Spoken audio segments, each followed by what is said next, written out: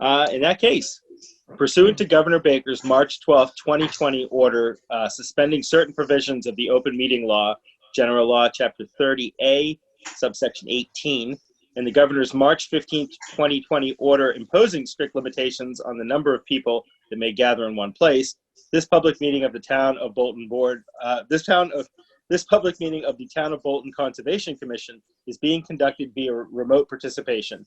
No in-person attendance of members of the public will be permitted, but the public can access this meeting, as Rebecca explained, while in progress by Zoom video communications. Members of the public attending this meeting virtually will be allowed to make comments if they wish to do so during the portion of the hearing designated for public comment. With that said, I would like to officially call to order the Tuesday, June 2nd, 2020 meeting of the Bolton Conservation Commission, and we will start with a roll call. I am Brian Barabee. Good evening, it's Jeff Bryan. Laura Stevenson. William Payne. Kit McNamara. Rebecca Longvall. And Emily did notify me that she was unable to make the meeting tonight. Okay. All right. First up, sorry, I don't have my opening. This is a continuation, right? Yes. All right. So the Bolton Conservation will now continue the public hearing for a request for determination of applicability for 45 Wheeler Road, a proposed pool under Mass General Law, Chapter, the Wetlands Protection Act. Chapter 233. Is it 233 in the Bolton Wetland Bylaw, Chapter? Oh, no. Excuse me. Chapter 233 is the Wetland Bylaw. Is the Wetland Bylaw. 131 is Wetlands Protection. Okay. So we are continuing now this public hearing under Chapter 131 of the Wetlands Protection Act and Bolton Bylaw, Chapter 233. Do we have an update? So the applicant is present, Leroy Millett, but what the commission had requested at their last meeting was to conduct a site visit, which I believe quite a few of you were out on site. And I don't believe there were any major concerns, but I'll let those who are out on the site visit speak to that. And it may just be that we need to make a determination. Okay. Any other commission members have thoughts they want to share on this? You know, well, I think we were out there and everything just seemed to be okay, you know, if I remember correctly. We originally talked about moving the shed, but the shed was a little bigger than what I thought a shed was. So that's the only thing that I had concerns about, to be honest with you. Ryan, this is Bill. I was out on site too. I had no problems with it. Okay. I was on site as well. The majority of it's all kind of over existing lawn, and I didn't see where else it was going to fit in there. Did we get any kind of operation maintenance plan or anything along with this? Not related to operation and maintenance. So the description of the work states installation of a 14 by 30 in-ground swimming pool. There will be an approximately 4-foot wide concrete deck surrounding and 4-foot tall pool fence with a self-closing, self-latching gate. The total closed area will be 22 by 38 feet and will be located in the middle of the existing backyard. The pool will use a cartridge-based filter system that will not require any wastewater discharge. Okay. So I don't know if that answers what you were trying to inquire. Yeah, it kind of, usually it's with the discharge situation. Usually we try to make clear somehow on these that if you do have to drain your pool, which inevitably you have to drain your pool for something, or depending, that you don't drain it into the wetlands that people have it. It's not so much an ongoing condition. It might just be more educational to let people know not to drain your pool into the wetlands. It is not beneficial. It's actually quite harmful.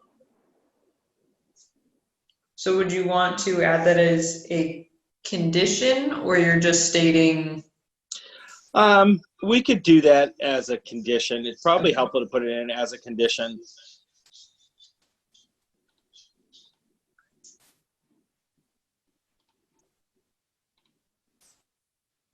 Okay.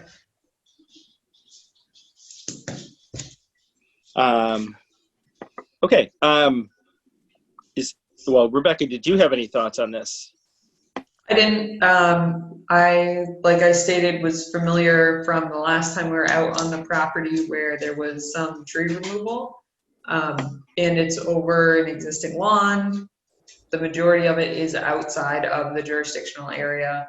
And that would obviously be my two concerns, is how much of a new disturbance is it? And then how much of the resource area is being disturbed?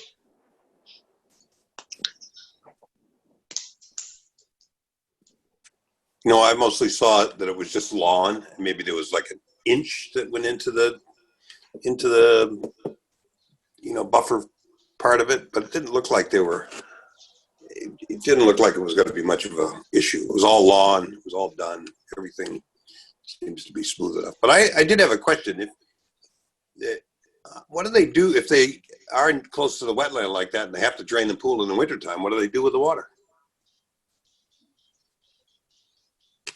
They don't put it in the wetland. I know some truck. I just was wondering, but I know. Or you pump it into an area away from the wetland areas. area.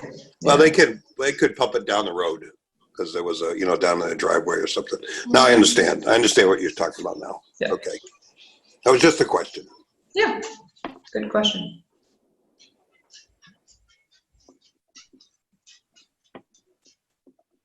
Basically, it should go in there that they have to make arrangements to drain the water away from, because they're so close to the buffer zone, and so close to the resource area, that they ought to be able to figure out how to drain it out towards the driveway. Right. So that might be something to be said. Enough said. Yeah.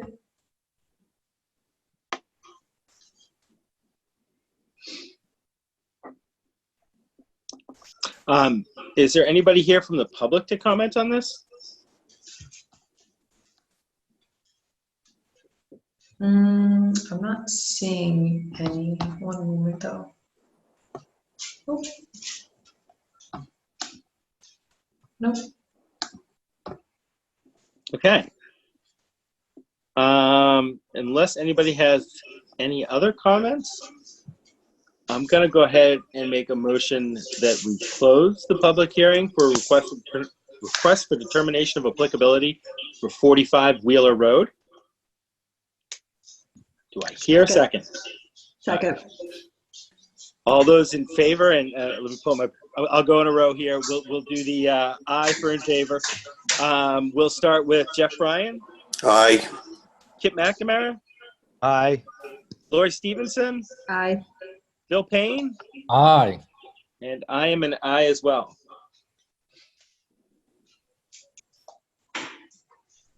Okay. Okay. Rebecca, this is the bane of my existence. Going off what we just said, would it be more -5, -3?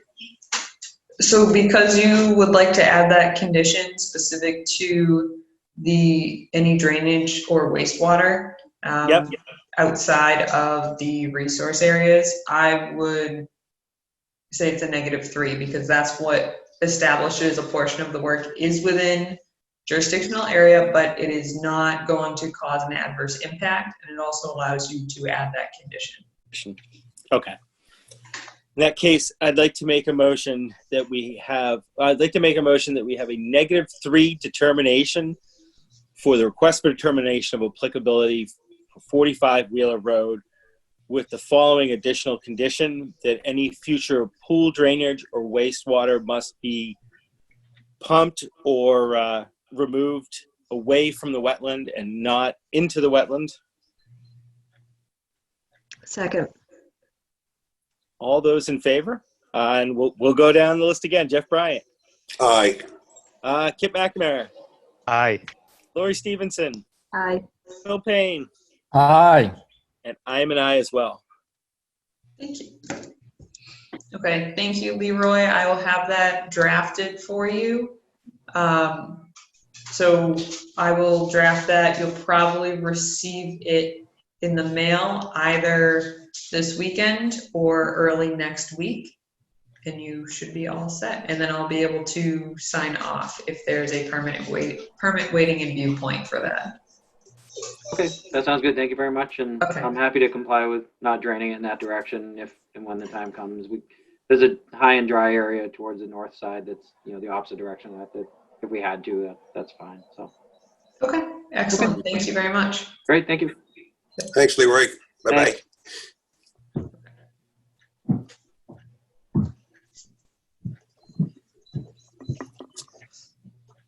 All right. Rebecca, are you ready for us to continue? Yes, I Thank am. you. I'm just making sure. All right, Bruce is unmuted. Neil, you can unmute yourself. I just believe I sent a request to unmute you. There you go. Okay. So both our applicant and representative are present. Okay. Could you remind me Mass General Law chapter again? 131. 131-233. Okay. In that case, I would now like to continue the notice of intent, continue with public hearing for a notice of intent for Long Hill Road, parcel 4.D-60, a new single-family home, gravel driveway, and associated grading well and septic system under the provisions of Mass General Law, Chapter 131, the Wetland Protection Act, and under the Bolton Wetland Bylaw, Chapter 233. If the applicants are ready, if they want to give us an update on what the project is hopefully looking like. If you bear with me, I will share the most recent plans that we received. If it will let me.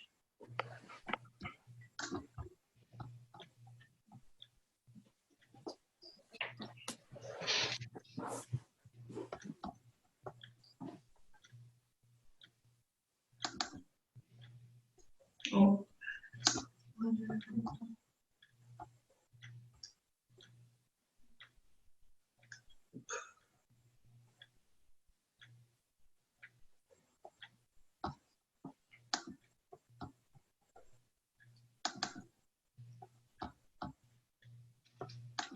One moment, I'm just pulling up the plans.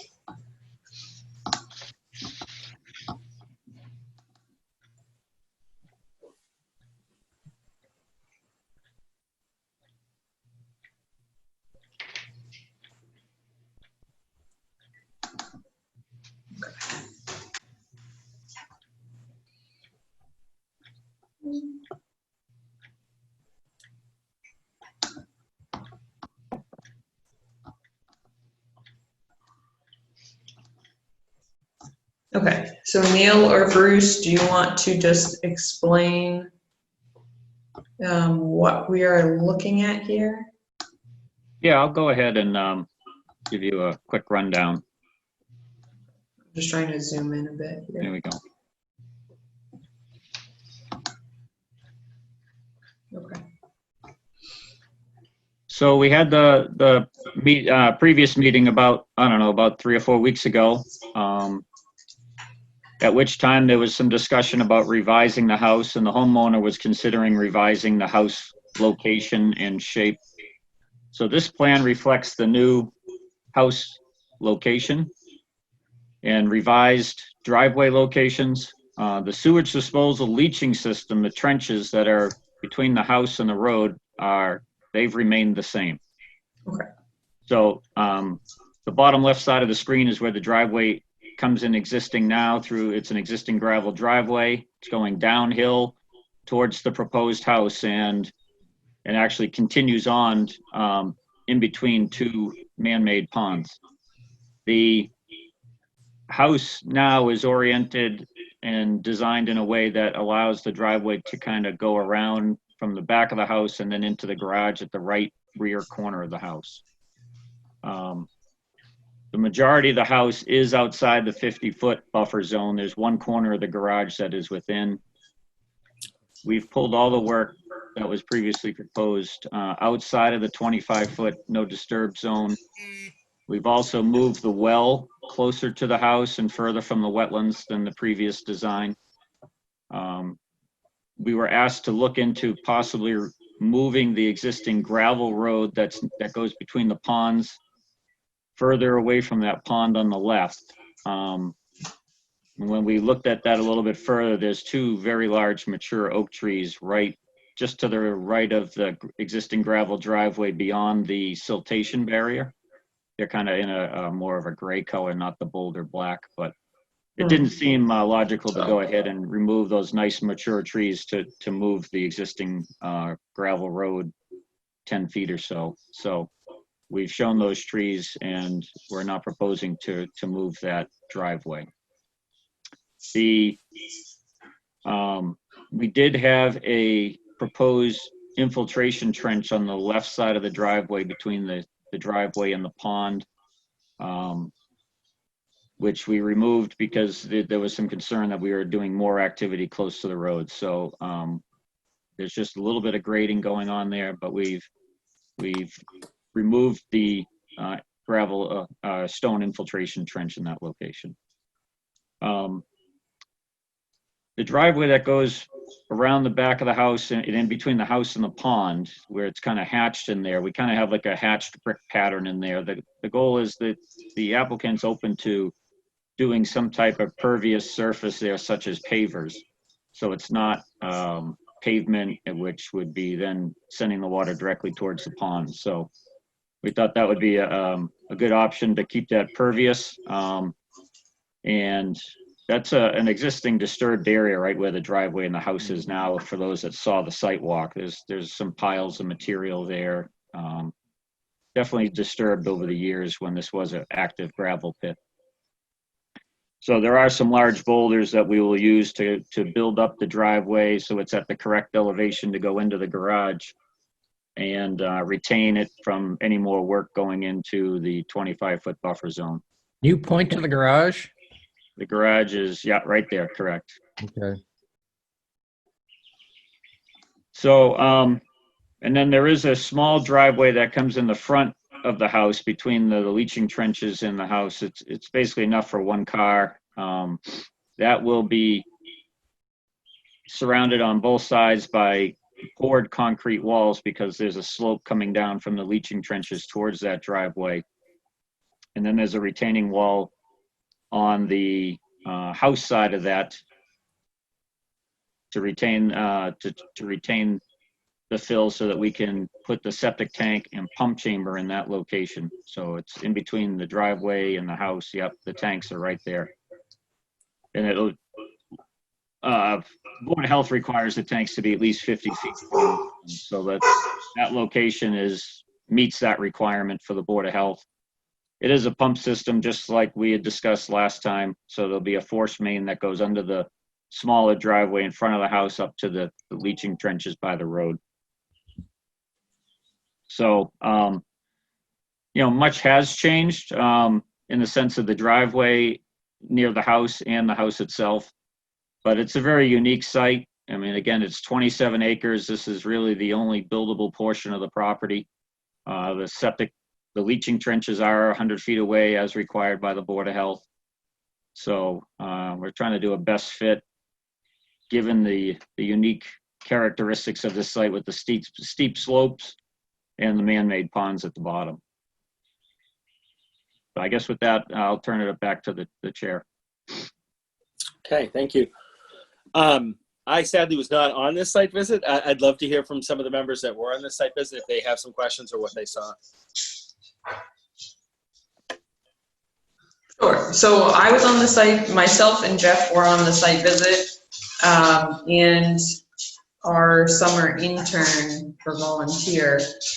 And we walked the property. It's vegetated. The majority of it is invasive species. The one thing I did ask for on specific to the vegetation that we didn't have as of yet in terms of information was the amount of mature trees that are proposed to be removed that are over 6 inches, which is something the commission typically requests in an area like this.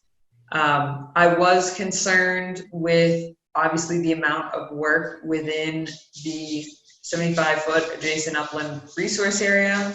I was happy to see that they proposed to pull everything outside of the 25-foot no disturb area.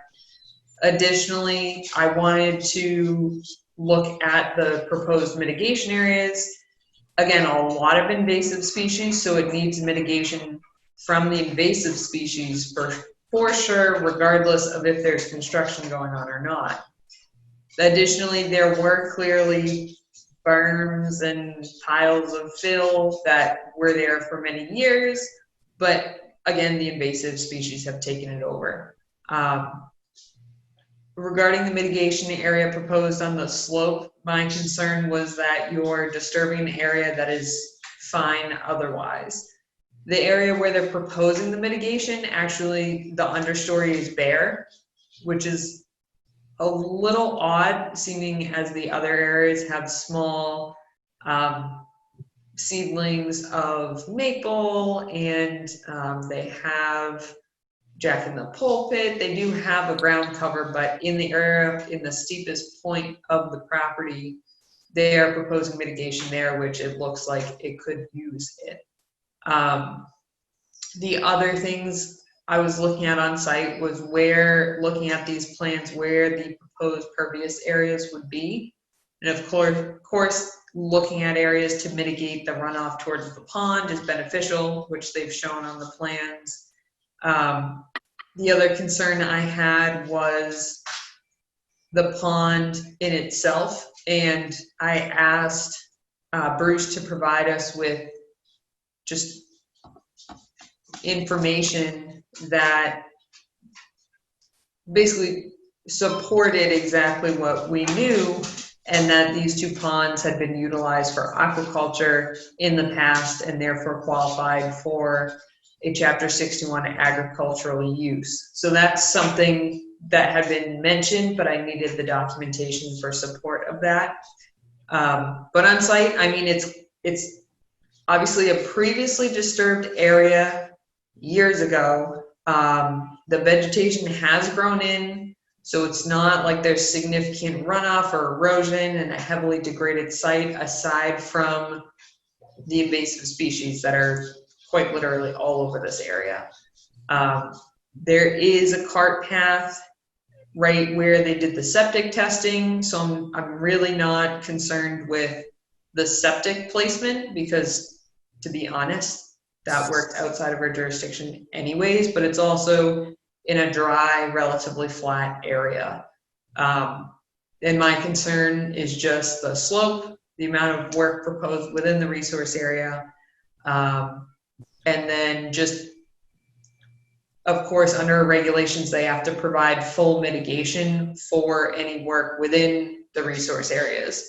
And resource areas that I'm referring to are specific to our bylaws.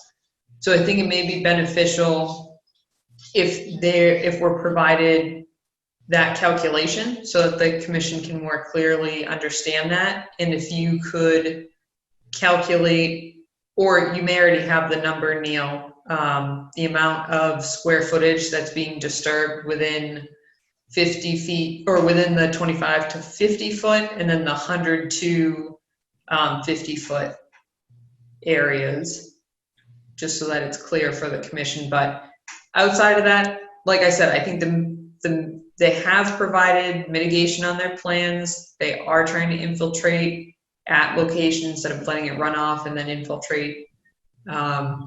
They did pull everything outside of the 25-foot no disturb area. There is an existing access to the property. I wouldn't necessarily call it a driveway, but if you're using it as a pervious surface, or relatively pervious surface as a driveway, I think it's an existing access that has been that way for many, many years.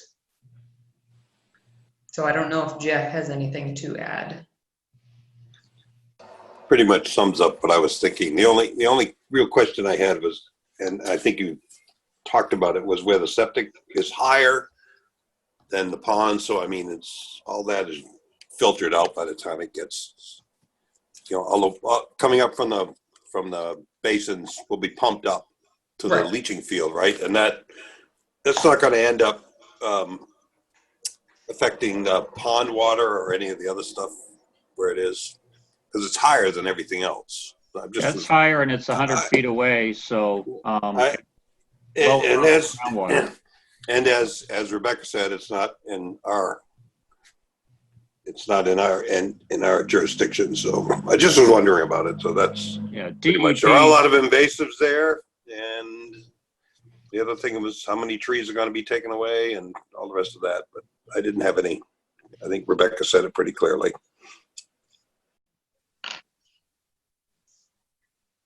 Again, the steep slope that is between the house and the leaching trenches is due to the breakout grading for the leaching trenches. So that's why those trees will have to come out there.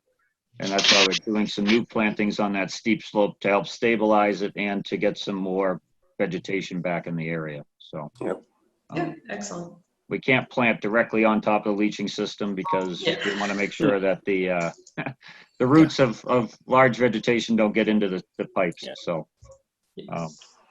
And I have to head out to another meeting here shortly on over in Berlin. So Bruce, I know, is on. I just sent him a text to maybe take some notes for me. But I may check back in. It's a quick meeting with the Board of Health, but I kind of have a overlapping situation here. So if there's anything you need to relay, just relay it to Bruce, or I can talk to Rebecca tomorrow. Or if you're still talking about it, I'm going to try to log back in a little bit. Okay, hopefully it doesn't last that long. Yeah, think no, the I don't commission think it can will. either decide to continue or make a decision. Yeah, exactly. But So certainly, whatever you come to. All right. Thank you so much. And yeah, Bruce, if you can cover for me, thanks. Okay, Neil, thank you. All right. Bye. thank you. Do any of the other commission members have any questions based on the plan and what they've heard so far? All right. Rebecca, is there anybody here from the public to comment on this one this evening? I am looking right now.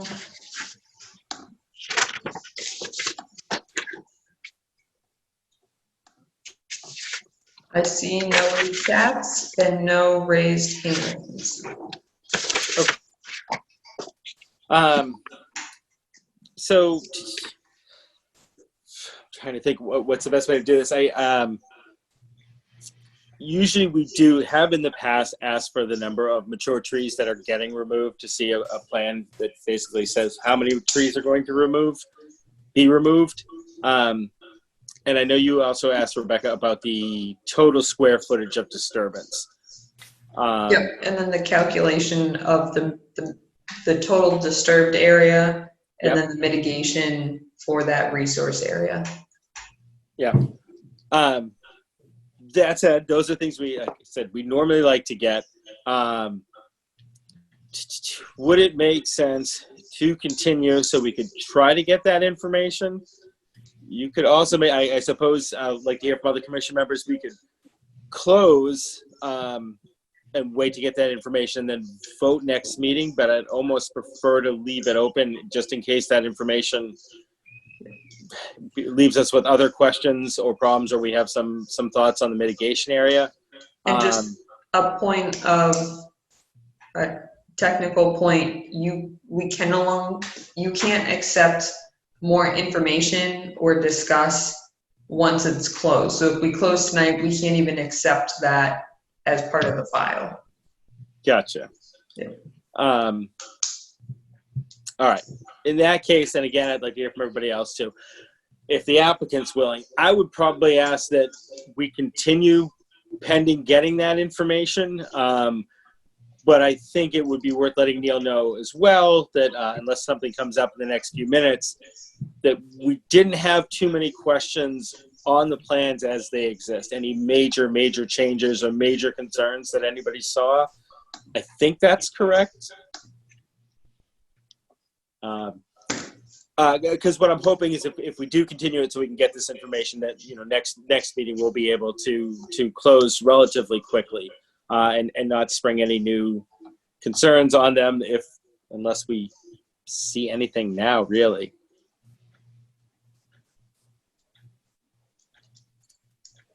All right. In that case, I'd like to ask the applicant, is it okay if we continue this until our next meeting? Yeah, sure. Basically, just so we can get that. Of course. Perfect. And Rebecca, our next Yes. meeting, 17th? The 16th, I'm sorry, 16th? that's okay. And we will be, one moment, let me just confirm.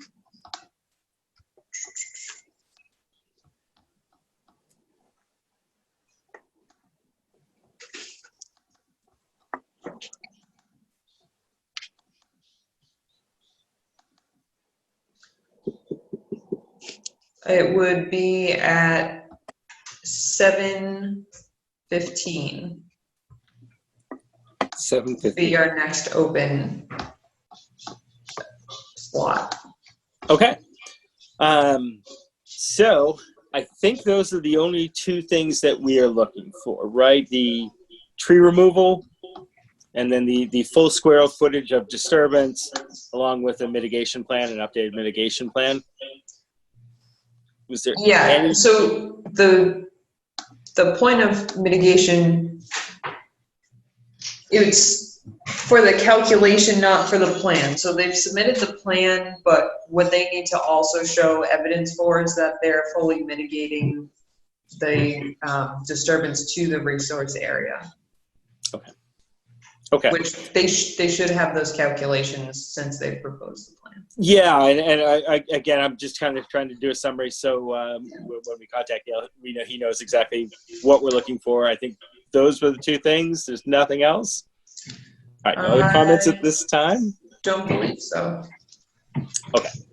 In that case, I'd like to make a motion that we continue the public hearing for a notice of intent for Long Hill Road, parcel 4.D-60, till our next meeting, Tuesday, June 16th, 2020 at 7:15 p.m.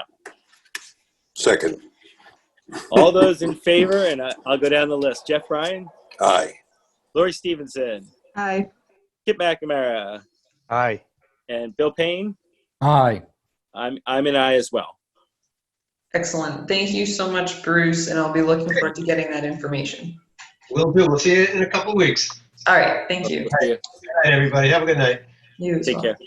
Bye-bye. Now we have Pond Side. Are you ready? I'm just pulling up the plans quickly, so bear with me for one moment. You pull, and I will quickly. Wow, I will slowly try to open. Sounds good. All right, the Bolton Conservation Commission will now open a public hearing for the request for determination of applicability for residents on Pondside Drive, the replacement of an existing leaching field under Mass General Law, Chapter 131, the Wetland Protection Act, and under the Bolton Wetland Bylaw, Chapter 233. I believe Jack Maloney is here from Ducharme Dillis. I am. Okay, if you want to give a brief summary of the proposed project. Okay, so basically the Regency has a failed septic system. It has been in failure for about 6 months or so. So we're looking at replacing the existing stone and pipe system that was originally designed and installed with a new Presby type system in the same area. The biggest change or any work that's going to be done close to the 100-foot buffer is going to be in the area of the pump chamber, which you can see on the screen here. That round, that's a pump pit right now where the two force mains that come out of the pump chamber join as one force main. That will all be discontinued and removed, and the new dual force main will be connected inside that pump chamber. And then the new force main, which I believe is a 2-inch high density polyethylene tubing. It's like irrigation tubing, is going to be slid through the existing 6-inch force main. So there is no excavation on the site along the forebay that's there now. Pondside Drive will not be torn up at all, and they will push that line all the way through until they get to the other side of Pondside Drive. Rebecca, if we can get to that other screen. Yes, I apologize. I was just letting Nope, people that's fine. in from the waiting room. I was following your narrative though. Okay. What you can't really see it. It's more to the top left corner where it comes between two of the buildings. That section, there's an existing 3.5, 4 foot tall retaining wall, block retaining wall. That's going to come out and be worked into another retaining wall that goes into one of the buildings. And that's going to be used as the construction entrance for the construction vehicles coming in and out of the site, hauling material in, hauling material out. So what you see on the screen right now is the two new Presby areas. The force main will come up to the left side of the screen to a splitter box. Basically, it's a D box that has 2 outlets. One outlet will go to where it says DB1 in the first system, and then the rest of it will go down to DB2 and then get split amongst those pipes that are there. The Presby system is being installed in the same location as the previous stone and pipe system that's there now, which is a pressure dose system. So all that old stone and pipe will get removed, and new Presby sand will be brought in on top of the existing Title V sand that's there. And then it's going to look exactly the same as it does now. Thank you. You're welcome. I was out on site and it seemed that I'm going to flip back to the other side. It seemed that, so this area currently over the existing septic, obviously you have your slope, but it is all landscaped and grassed and regularly maintained as such. This area, same thing. Next, although the pond is here, or the detention basin as well, there is a berm of sorts, and it's all landscaped. It's currently mowed lawn next to the roadway. And this is really the largest disturbance will be the removal of that infrastructure. So that was what I saw. I did send a site visit report that showed the areas that were landscaped. There was an image showing this area looking towards the pond, and you can see there's a berm that's well vegetated between there and the pond. Obviously, a failing system is not beneficial for protecting resource areas either, but where they're actually removing a piece of infrastructure and then updating the rest, and the replacement is within the same footprint, I really did not have many concerns. And this is, to be clear, this is Pondside Drive off of Main Street.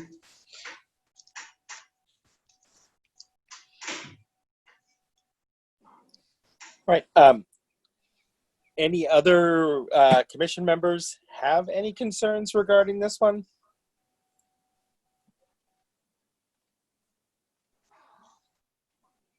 I don't know if this means anything, but what are they going to? Are they going to do?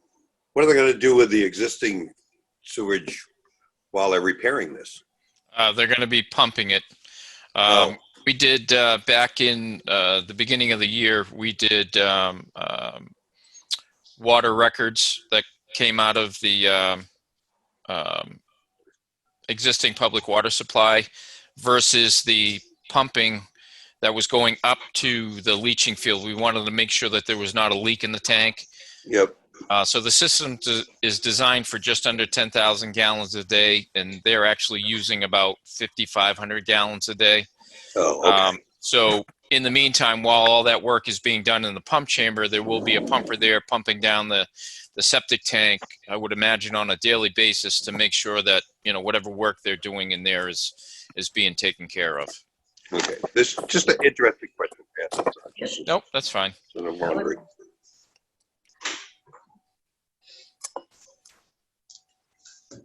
And then the erosion controls that are proposed at the limit of work, I believe are wattles, Jack, if I'm not mistaken. I believe so, yes. Okay.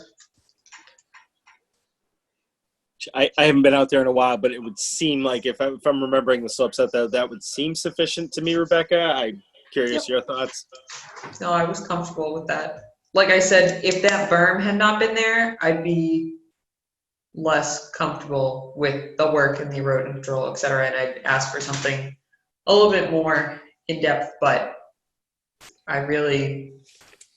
it's benefiting the property, it looks like, so. If I may, the berm that she's talking about is right where the wording, it says existing 6-inch diameter force main. That's probably 2 feet higher than where the actual work is going to be occurring. So, I mean, we can put wattles around that if you want, but I mean, you got to get it up and over the hill to get it into the forebay and down towards Yeah. Yeah. Yeah, we've been out to this site for other things too, and I'm picturing this area, and I don't see that as necessary, me personally.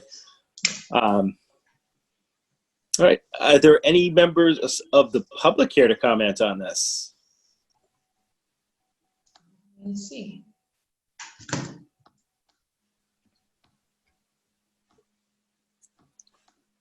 I see none. Okay. All right. Yeah, I tend to, well, I'll just throw my thoughts. It's kind of in the existing footprint. It's updating a failing system with a system that's probably better in the long run. And knowing that site, it looks like you have appropriate erosion controls in place. I don't really have a problem with this project as it stands. Curious if anybody else has comments, questions, or thoughts. Okay. In that case, I'd like to make a motion that we close the public hearing for a request for determination of applicability for Pondside Drive replacement of existing leaching field. Second. All those in favor? Jeff Bryant, Aye. Kip McNamara, Aye. Lori Stevenson, Aye. and Bill Payne. Aye. I'm an aye as well. Excellent. And once again, Rebecca, does this lean more 3 or 5? I would say 3. Okay. And then just appropriate erosion sediment controls as necessary. Yep. Stockpiles outside of jurisdictional area as far as conditions go. Perfect. Okay. So I would like to make I'd like to propose that I'd like to make a motion, that we approve the request for determination of applicability for Pondside Drive with a -3 determination under the conditions that proper erosion controls are in place as necessary, and any stockpiling of materials take place outside of the resource areas wherever practicable. Yep. Do I hear a second on that? Second. All right. All those in favor, Jeff Bryant, Aye. Kip McNamara, Aye. Lori Stevenson, Aye. Bill Payne, Aye. and I am an aye as well, Rebecca. Great. Thank you. And thank you, Jack. I will have that to either you'll receive it. Actually, would you like me to mail it to you, or who is the appropriate address to mail that? That should be going to the Wellington group. Okay, I do have that address. Yep. Okay. So I will have that to them. I will also email you a copy just so that you're aware of it as well. Great. By this weekend or first thing next week. All right. Sounds good. Thank you, everyone. All right, Thank thank you. All right. Next up, a discussion briefly on the Miles Conservation Area / restriction. Yes, I would like to two items. One, I would like to have the commission table this until, in terms of the vote, until their June 16th meeting, so that if you all feel you would like to read through the conservation restriction language, there were some very minor changes that were made that I don't disagree with, but I would like to reread the document. This is a parcel that actually has trails over it now. It's a privately owned parcel, and the Bolton Conservation Trust has been diligently working to acquire this property and ensure that that trail stays in place, but also allows for that greenway corridor to stay intact. And that's between Vaughan Hill and Bear Hill Road on the northern side. And again, this is an area that people may not realize is actually private, that has trails over it that people have just used for many years. The trust would own the land, and the Conservation Commission would hold the conservation restriction. So that is what the vote will be on June 16th, is the authorization to accept that conservation restriction offer. And originally I had thought it was the opposite. In all honesty, it's protected either way, so I don't feel that it's necessary to be one way or the other. But I did just want to reread the language of the conservation restriction. In the event that there are any edits to be made, I didn't want the commission to vote, but I think on the 16th we'll be in good shape and finalize the language to vote on that. I noticed Ken Troop had a question about whether or not we have a map available. I don't know if you have one available tonight to look at where the parcel is. If you bear with me for one brief moment, I will put it up for you. No, I will not bear with you. No.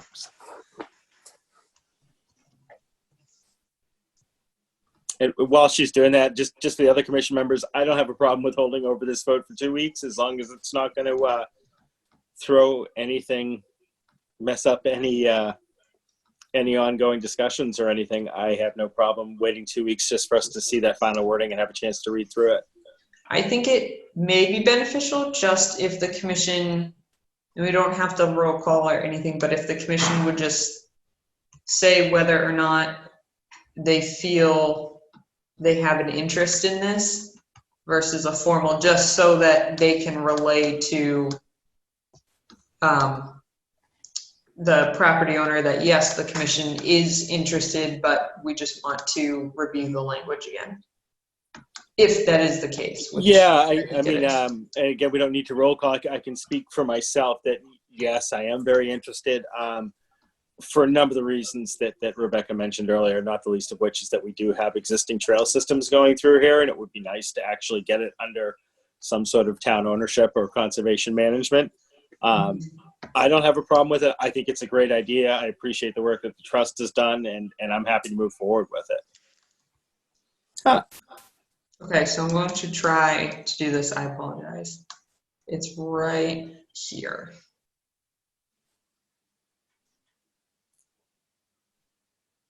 Oh, that's the parcel we're referring to.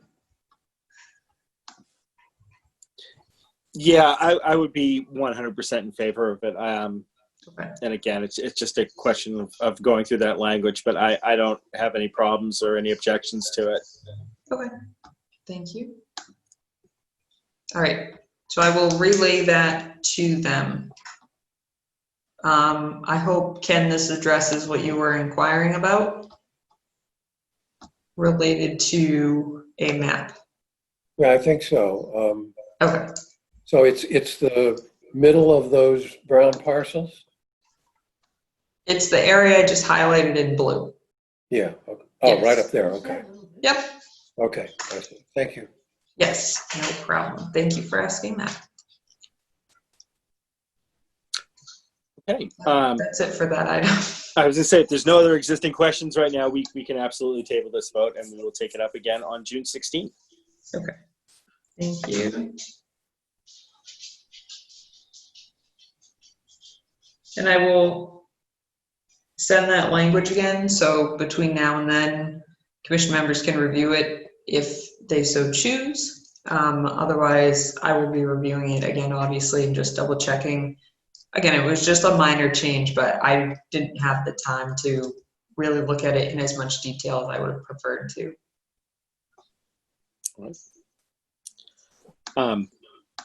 Do you want to discuss the emergency certification for DCAMM?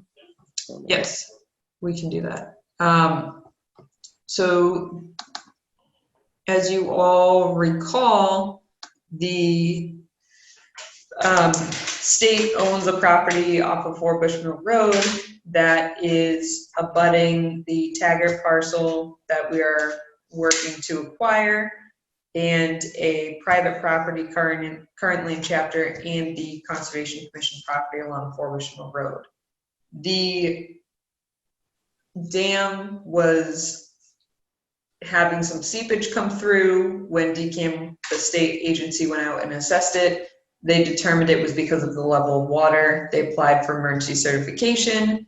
They abated that emergency by reducing the water level, removing the beaver, breaching the beaver dam, and ensuring that the waterway was cleared by unclogging the culverts, which I didn't know existed underneath their access roadway, which seemed to alleviate quite a bit of the problem.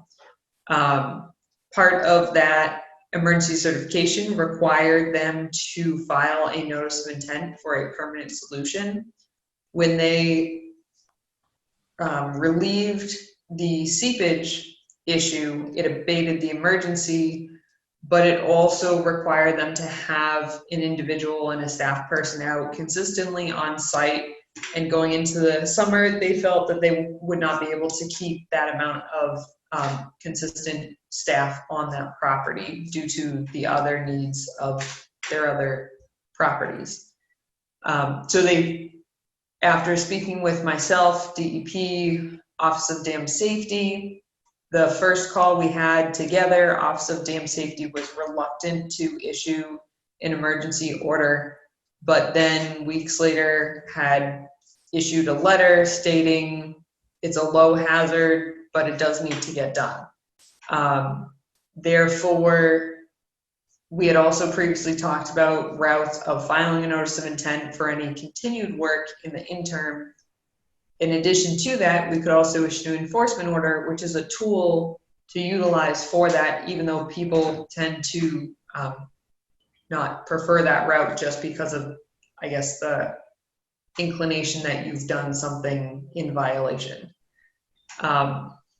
That being said, they are reluctant to request an enforcement order or have an enforcement order on the property, and had requested a second emergency certification. Because the emergency was abated and because there was no significant weather event that caused the emergency, and it wasn't a continued issue other than if they don't continue to maintain it, it will become an issue again. We denied the emergency certification and asked them to file under 1053-3I, which is actually an exact match for what they're trying to do, and that is install some infrastructure temporarily so that they can abate what they're trying to abate what they're thinking is an emergency, but under other, in the Wetlands Protection Act, it is not categorized as such.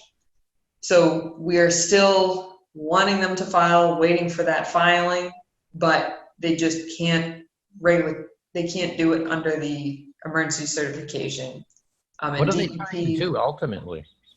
So right now they're trying to install a larger spillway so that the beaver has a longer period of time where they have to block it up. And I believe they're also looking to install a flow device in that larger spillway, because the infrastructure that's there now is obviously relatively Very narrow ancient and no longer working. Yeah, it's very narrow, easy for the beavers to dam up. Right, and their permanent solution, I don't know what they're proposing yet. They talked about potentially removing the dam. They talked about enforcing the dam. So that's what they're trying to figure out right now, and what we want them to file for is to do that intermediate work so that they can then have a little bit more time to figure out their permanent solution.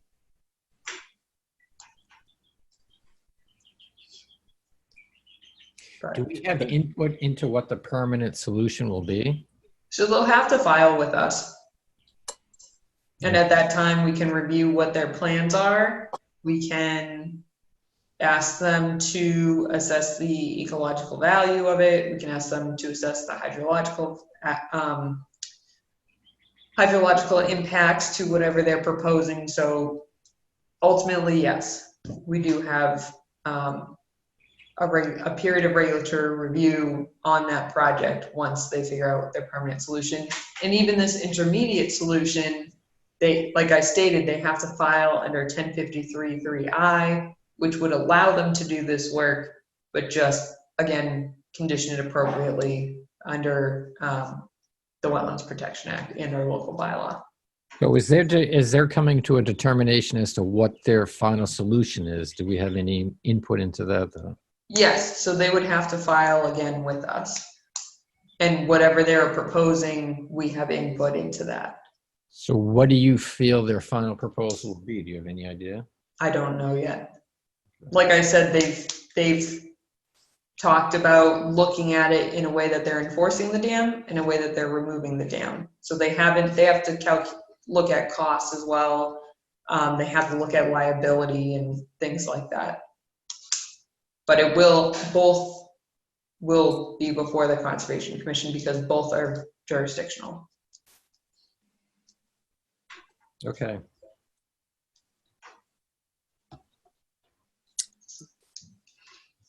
Any other questions on this one right now? All right. I guess I would say we'll just try to keep us informed, Rebecca. Okay, will do. I was hoping that I would have a filing by now, but I did not, so. So we shall wait. Yes. Moving on. Taggart property? We are moving closer to town meeting. The Bolton Conservation Trust has been working with me to create outreach materials. Specifically, they have volunteered to put out a mailer. So it's going to be a postcard, double-sided, of information specific to land acquisition and to try and encourage people to attend. Obviously, the town meeting is June 22nd. We are hoping people attend so that we can certainly pass this article for a multitude of reasons. We also have information up on the town website, and we have the virtual tour of the property up on the town website. We are doing tours, but limited to probably 1 to 2 people, and you have to be accompanied by myself or the town administrator. Otherwise, it is trespassing. Do you have any information on what the town meeting, how the town meeting will be held? I believe Is it a something was town sent meeting? out today. If it was not, I assume something will be coming out shortly, but I don't have any direct information related to that. I do know there will obviously be policies put in place for social distancing measures and public health precautions. But that large gathering in an auditorium. Yes, I believe they've worked that out or almost worked that out. But you could call the town secretary and she may have more information on that. Okay. But I thought, no, the email of the warrant just came out. So I assume they will have information about how it's going to be held quite shortly. Actually, I think there was a phone call or a text message from Don Lowe today. Yeah. That the next Bolton, the next newspaper, that little newspaper that comes around, the Independent, is going to have the town warrant, all Right. the information you need. So it should be coming, and they're going to mail it to everybody, whether you subscribe to the paper or not. So Yep. anyway. Yeah. So we certainly won't be handing out warrants at the meeting to avoid contact, and that's why they're being mailed. But there is no absentee voting, correct? I don't know. I do not know the answer to that question. I would call. Yeah, town hall is fully staffed, so you can call town hall between 9 and 3 p.m. And they should be able to address that question, but I really don't have any insight on that, unfortunately. I was going to say, there have been some other questions in the community, and I know some thoughts that have gone around and some things that people have said or tried to do, but I just don't know that it's appropriate for us to discuss it here. And a lot of Probably me, not. I've heard this, or I know some people think this, and it's probably not good in an official town meeting. But if you want to give me a call tomorrow, Bill, I'll tell you what I've heard or what some people Yeah, I'll may have call thought. the town office tomorrow. Yeah. All right. It's questions I'm hearing also, that's all, right? Yeah, I Yeah. think a number of us are. I just don't know that this is the right forum. Though I'm normally happy to discuss stuff like this, but I'll try to be good tonight. I'll give you a call. Thank you. All right. Any other? I mean, that kind of clears the updates on Taggart. I was talking to Rebecca at the beginning of this meeting. If some that were here, we have asked. I believe the town moderator asks, if anybody needs to make a presentation or wants to make a presentation. I've asked Rebecca to let him know that yes, we would like to do a quick few slides. I believe he says to keep it between 1 and 3 minutes. I would hope to keep it to a minute and a half. I don't think I need to go too in depth. 90% of the people there have already made up their minds. Actually, I shouldn't say it's probably 98% of the people there have probably already made up their minds. But just to have the visual up there, especially if we have questions, to be able to show exactly where it is in relation and to point out certain resource areas, I think it could be useful. But I promise I'll keep it quick. Yeah. Thank you.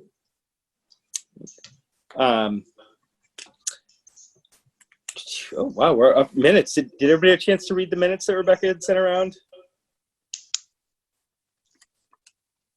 I think that's a maybe. Did you miss the thing about the historical commission? Can talk about that now.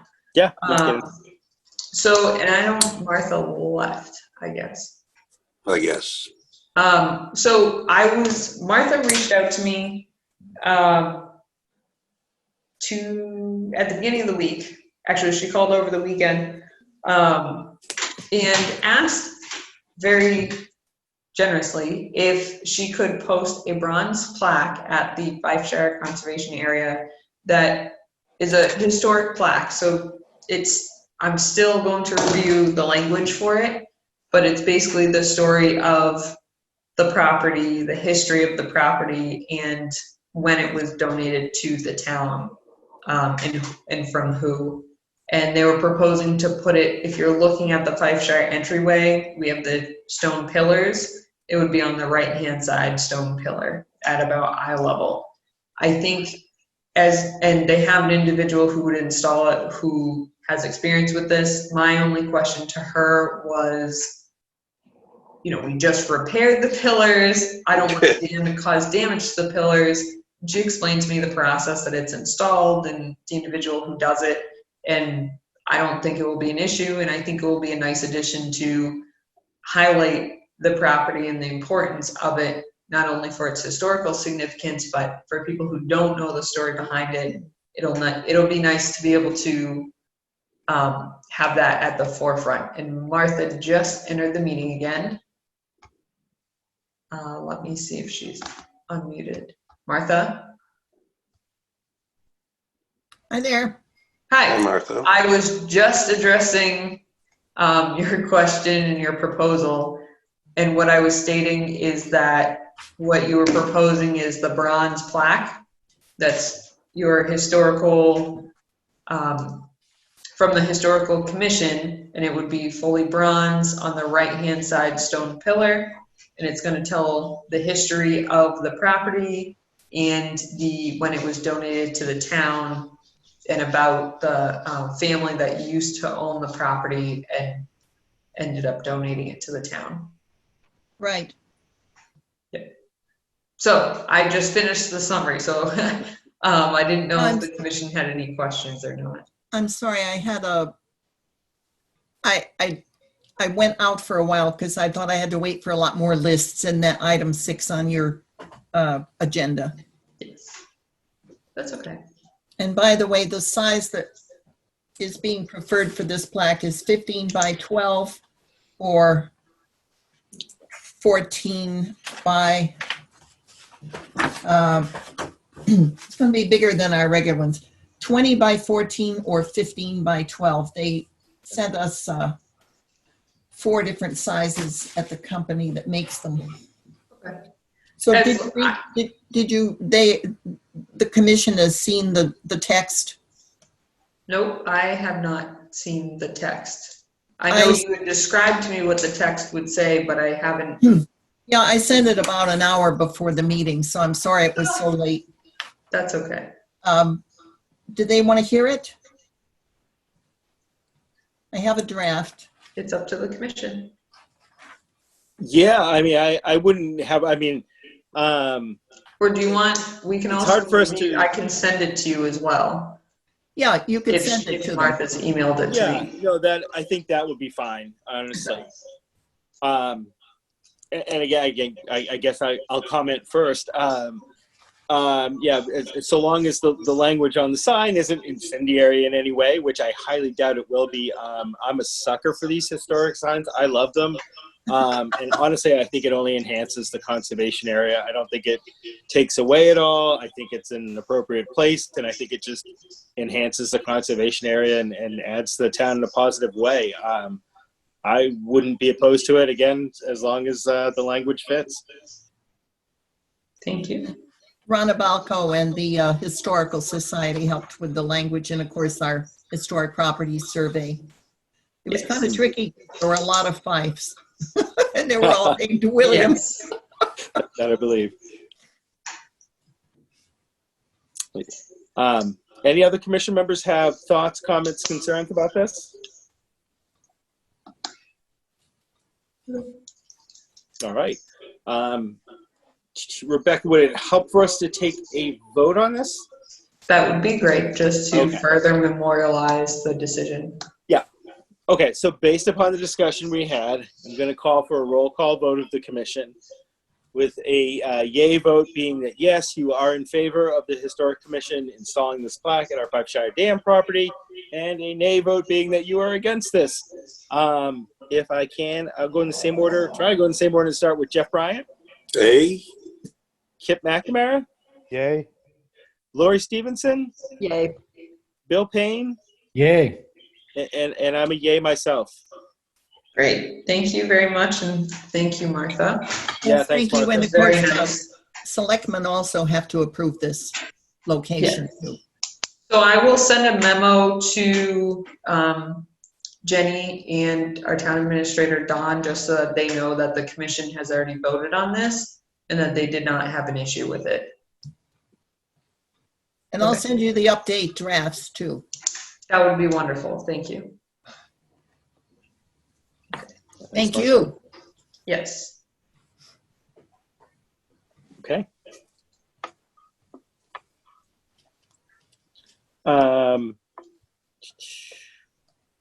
Rebecca, did you want to do an MVP update?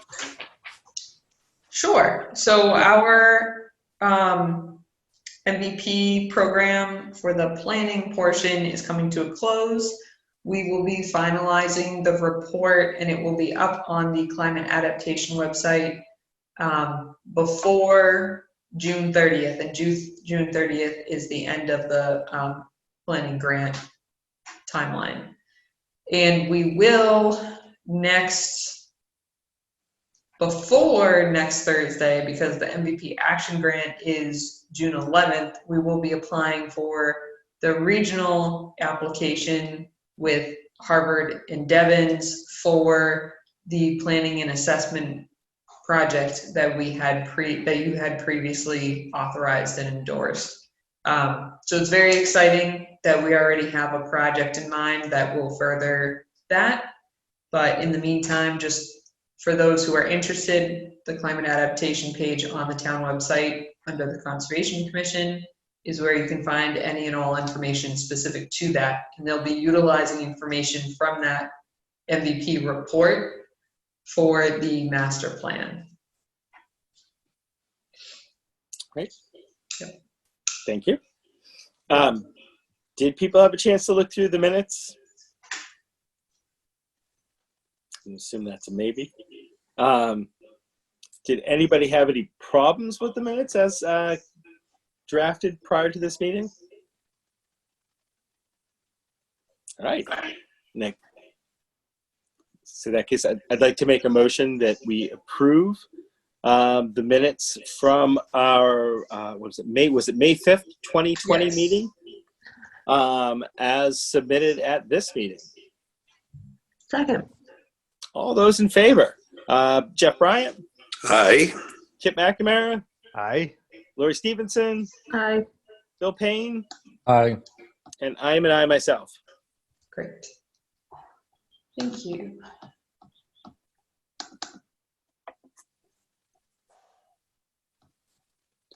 The next, do we want to move on to the maintenance items? Please. Yep. Okay. I'm just sharing right now an image from where I'm talking about regarding, so last time we talked briefly about removing vegetation within historic structures and on top of the dams that we have and then assessing Bowers. I'm still waiting to hear back from someone who can properly assess the dam and regarding its infrastructure, and then proposed removal of that. Jeff and Larry's one of our Bolton Trails Committee volunteers. They did go out and review the site on Bowers. They pointed out areas where it is showing signs of wear and starting to deteriorate, which we were aware of, but it was good to solidify that list. So now I can bring that and relay that to someone who can assess it and propose what we should be doing to ensure that it's not going to collapse or cause any issue. This property is overgrown now, but just about the inside of the dominant trees. So here, can you see my mouse? Mm-hmm. Okay, so this right inside here to this corner, there's a stone foundation. And then there's these wood pieces here, which is also a portion of the structure. And this is the Philo Clap pump log mill, which Bob Romer put a little informational booklet out, which is excellent. But his inquiry was, since we're removing it from other historic foundations and structures, can we do the same thing here? We would not be doing stump grinding. It would only be within the structure or on top of the structure. And this obviously is a wetland down here. So my suggestion would be not to touch anything within the wetland itself, obviously, at this time anyways, but rather just remove the vegetation and invasive species away from the stone structure. So more of the woody vegetation, but again, no stump grinding. But I was curious if the commission felt that we should be filing an RDA for this work, even though it's just cutting and not removing, it shouldn't be removing any of the soils or disturbing any of the soils beyond someone walking on it.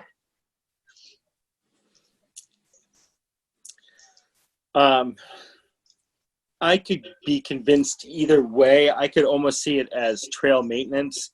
You know, when we do have historic structures like this, if we're looking to preserve them or at least keep them from getting overgrown, that it's just part of our regular trail maintenance.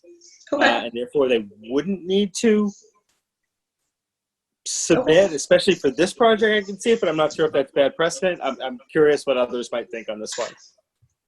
What do they do with the cuttings and stuff after they remove it? If it's invasive, we would either bag it and dispose of it properly, or if it's not invasive, we would basically move it further into the property away from the stone structure and just let it decompose. Or if someone, typically with the trees, we cut it up and leave it stacked to the side. So Bob may take it or someone may take it. One of our volunteers, let me clarify that, not random people. Thank you.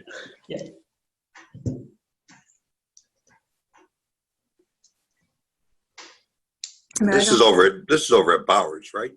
No, excuse me, this is over at Rattlesnake. Rattlesnake. Yes. Yeah. So this is looking at the crossing, the first crossing closest to the trailhead off of 117.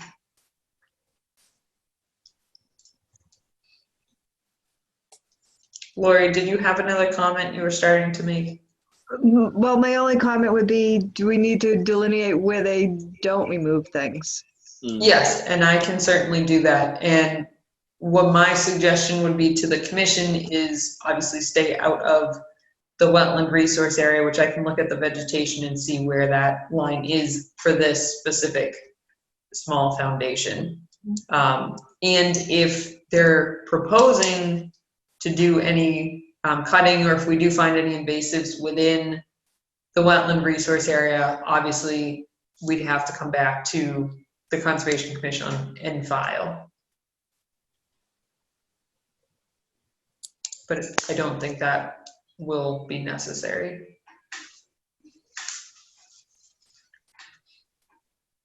Right. I don't have an issue. Did you say they're gonna talking about taking the trees down, Rebecca? Yes, just the, so, and it may Just not, that so the ones that are on top of the stone structure, Okay. or that historic structure, we're not removing any area outside, we're not removing more than we have to. It's just areas that are basically going to adversely impact the structure itself. That's the concern.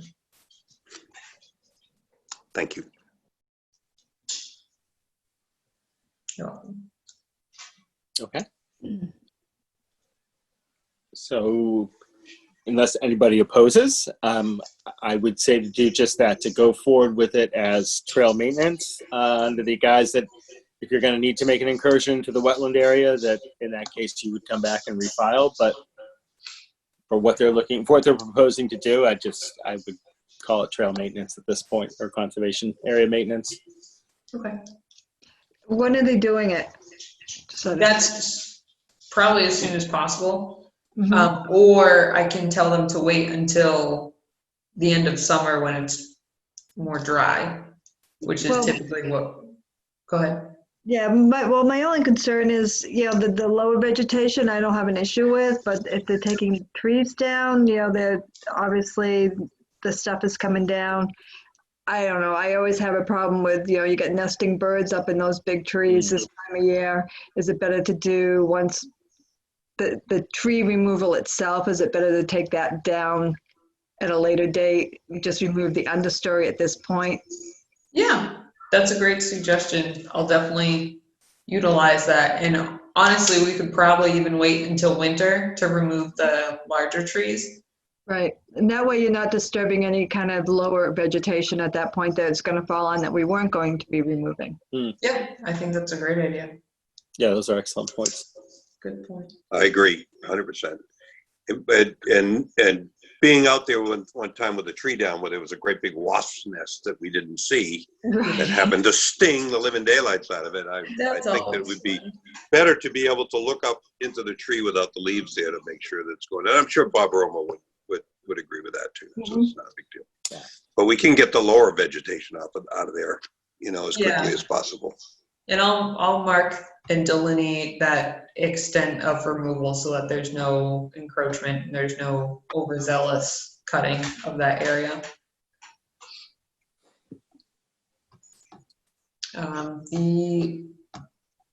The other item specific to the rattlesnake conservation area, we had a rotting duck board at one of the crossings, and that has since been repaired by one of our volunteers. The other foundation specific to the cutting is at Walsh Pond Conservation Area, but the stone foundation is in an upland area away from any resource areas. So it's not jurisdictional aside from being on the conservation property. And the last update I have about the conservation properties is that we have had over the past few months, obviously, an increase in traffic on conservation properties. And with that, we see new users or users who are changing their use of the property. We have seen mining at the Hildreth and Whitcomb quarries. So Bob and I worked to install some frames and some signage to establish what the rules and regulations are and discourage people from doing that. It seemed that once someone spotted someone else doing it, they'd come back the next day. And when they were approached, it was the response of, well, we saw someone else doing it, so we thought it was inappropriate use of the property. We've put up signage. I have it. The police have been made aware of it as well. So we haven't seen any continuance of that in the short term, but I'll be monitoring that as well. So that is something we're dealing with. Aside from that, though, I don't believe I have any more updates. Thank you for that, and thank you. A big thank you to Bob Romer. I don't think we say that enough sometimes in conservation, but I do. I personally appreciate all the work he does, especially with the trails. I don't know if all you guys are on the trail committee thing, but just to give a quick shout out to Gordon Taylor.